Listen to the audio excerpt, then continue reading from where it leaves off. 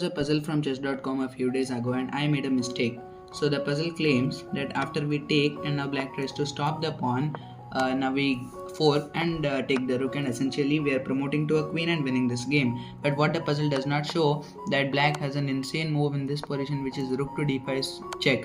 This move is available here as well as on the first move over here. Which leads to completely insane variations. Let's take a look at both of them. First of all, instead of taking, what happens if black plays this move?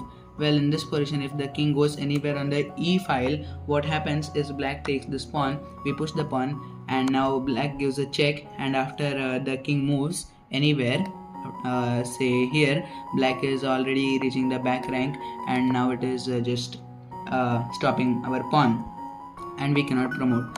So that is what happens when we go on the e file. Okay, what happens if we go on the c file? Well, that is the best move, but what happens in this position if black takes the pawn? What we do is we don't actually push the pawn right away, because then we are the one getting forked. So instead we play knight to b3 check, sacrificing our knight. But black doesn't take, of course, and black plays the move king to a2. Now we push the pawn, and now black has to take, because there is no king to c, rook to c5. Black has to take, we promote to a queen, and we are winning. In fact, it is mate in 17 moves over here.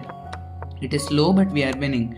And another move over here, after king to c2, if black plays king to c5 check, then we have to sacrifice our knight completely in this position, because after he takes the knight, we are getting our king closer to the pawns, and we are just promoting both of these pawns, and black cannot just stop them using a rook.